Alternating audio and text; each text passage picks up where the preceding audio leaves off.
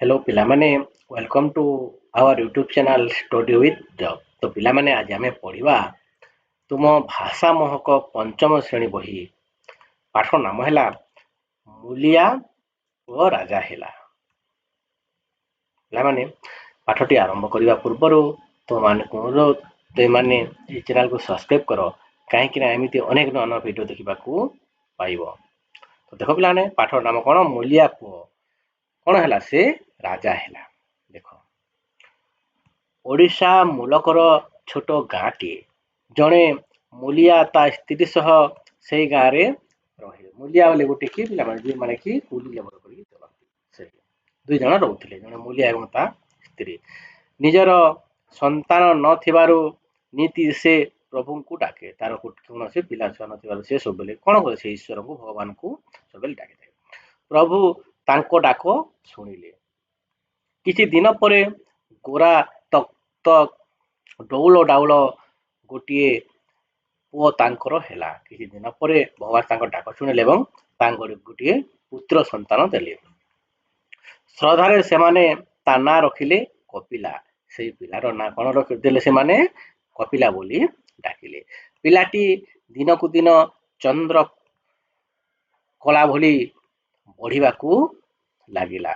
बड़ हेबारु पितामाता जड़े जमीदारंक घरे गाई जगिबा काम करबाकू छाड़ीदेले। से पिला को बड़ होला परे गोटे जमीदार घरे से पिला को रखिदेले कहीं से पिला गाई जगिब बोली देदेले। कपिला गाई जगिबा सहित बाड़ी खेल रे बहुत निपुण हैला। लोके ता बाड़ी खेल देखी बा बा कले कहिले ये तो बाड़ी खेल छाड़ी खंडा धरिले जगत को जिणिया बोली लोके कहिले। एक कथा शुणी मार छाती कुंडे मोट हो जाई थाई। प्रभु चका डलांकर नील चक्र को चाही हाथ जोड़ी कृतज्ञा जनाए। कपिला गाई जगिबा समय से गाँवर काशिया बोली गोटे पिला सहित भेट हुए। देख यहाँ से पिला कौन कर गाई जगुची। देख कपिला देखुच दुहे संगात बसिले काशिया और कपिला दुहे कौन कले संगात बसिले। ଏହା ପରଠାରୁ ଦୁହେଁ ଏକାଠି ଖେଳନ୍ତି ବୁଲନ୍ତି ମୌଜ କରନ୍ତି। କପିଲା ଓ କାଶିଲା ପିଜୁଳିଟିଏ ମିଳିଲେ ଦୁହେଁ ଏହାକୁ ସମାନ ବିବାହ କରି ଖାଆନ୍ତି।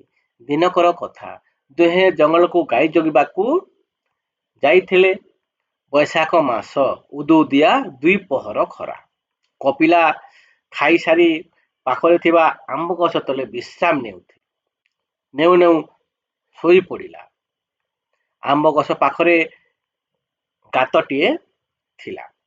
सेथिरु गोटे विराट नागसाप बाहरी आसी कपिलार मुंड उपरे छता भली फणा करी जगी रहा। देख यहाँ से शोसी कपिला तापर गोटे विराट भयंकर नागसापटा तो छता भली फेणा को करा जगी रहा। सेतिकी बेलू काशिया कपिला पाहकू आसुथिला। देख काशिया आसुथिला। देख एटा कपिला पाखकू नाग साप निज संगात मुंड उपरे फणा टेकी सता भले लईथिबा देखि से आश्चर्य होइगला। से जोर रे पाटी करी ताली मारिला। नाग सापटी धीरे धीरे जाई गात भीतर को पशिगला। कपिला किंतु उठी बसिला। संगात काशिया कपिला को नाग साप किपरि ता मुंड उपरे फणा टेकी रहिथिला ताहा कहिला। से पुणी कहिला मो जेजे बापा कहंती जा उपरे साप एपरी करिवो से निश्चय राजा हेबो बोली के कहूछि काशिया कहूछि कपिला को। कपिला संगात कथा शुणी हसिला कहिला मु जदि राजा हेबी तुमको मु मंत्री करी बोली कि कपिला कहूछि। एमिति किछि दिन बीतीगला। ज्येष्ठ मास जाई आषाढ़ मास हैला। दुई परिवार रथयात्रा देखिबाकू पुरी रे पहुंचले। लक्ष लक्ष लोक घंट शंख मुहुरी तुरीय मृदुंग बड़ दांडरे कंपुथिला। ହଠାତ୍ କେଉଁଆଡୁ ଲୋକଙ୍କ ଲହରୀ ତାଙ୍କ ପରିବାର ଆଡକୁ ମାଡ଼ି ଆସିଲା। କପିଲା ଦୁଇ ପରିବାରଙ୍କ ଠାରୁ ଅଲଗା ହୋଇଗଲା। ଯେତେ ଖୋଜିଲେ ମଧ୍ୟ କପିଲା ଆଉ ମିଳିଲା ନାହିଁ। ମନ ଦୁଃଖରେ ସେମାନେ ଘରକୁ ଫେରିଲେ। ଉତ୍କଳର ରାଜା ସେତେବେଳକୁ ଅପୁତ୍ରୁକ ଥିଲେ।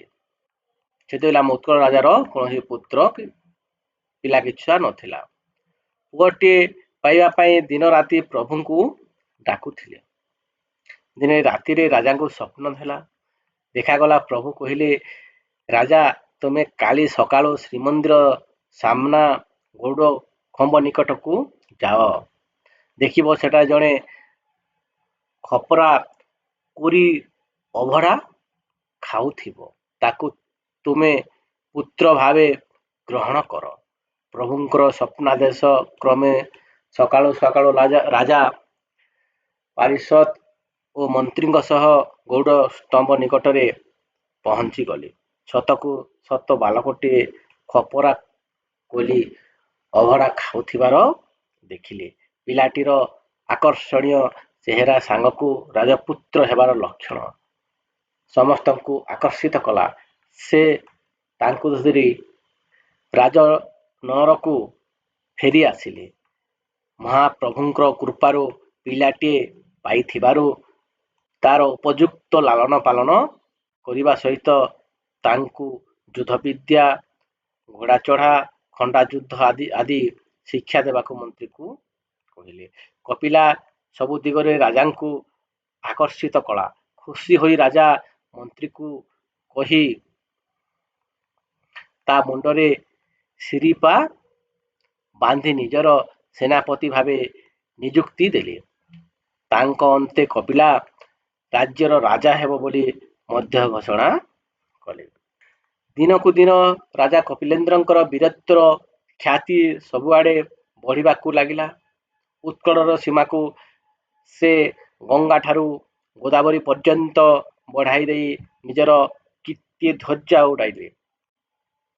ବୀର ଶ୍ରୀଜଗତ୍ପତି, କୋଡ଼େଶ୍ୱର, ନବକୋଟି, କର୍ଣ୍ଣାଟକ, କଳବଗେଶ୍ୱର, ବୀରାଦି ବୀରବର, ପ୍ରବଳ ପ୍ରତାପୀ ଶ୍ରୀ ଶ୍ରୀ କପିଳେନ୍ଦ୍ର ଦେବଙ୍କର ଜୟ ଜୟକାର ଚାରିଆଡ଼େ ଶୁଣାଗଲା।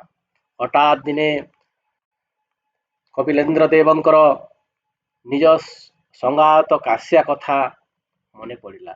ସେ ଦୂତ ପଠାଇ କାଶ୍ୟାକୁ ଦରବାରକୁ ଡକାଇଲେ। ରାଜ ଦରବାରରେ ପହଞ୍ଚି କାଶ୍ୟା ଡରିଗଲେ। ମାତ୍ର କପିଳେନ୍ଦ୍ର ଦେବ ନିଜ ସିଂହାସନରୁ ଉଠି ଆସି ପିଲାଦିନର ସାଥୀ କାଶ୍ୟାକୁ ପାଛୋଟି ନେଲେ। ସେ ପିଲାଦିନ କଥା ସ୍ମରଣ କରାଇ କାଶ୍ୟାକୁ କହିଲେ, ମୁଁ ପରା ତୁମ ସେହି କଥା ଦେଇଥିଲି, ମୁଁ ରାଜା ହେଲେ ତୁମକୁ ମନ୍ତ୍ରୀ କରିବି। ଆଜି ସେଦିନ ଆସିଛି, ତୁମେ ମୋର ମନ୍ତ୍ରୀ। କାଶ୍ୟା ମୁଣ୍ଡରେ ମନ୍ତ୍ରୀର ଶିରିପା ବନ୍ଧା ହେଲା। କାଶ୍ୟା କପିଲା ରାଜା ଓ ମନ୍ତ୍ରୀ ହୋଇ ଉତ୍କଳରେ ରାଜତ୍ୱ କଲେ। କାଳ କାଳକୁ କଥା ରହିଲା, ମୂଲିଆ ପୁଅ ରାଜା ହେଲା।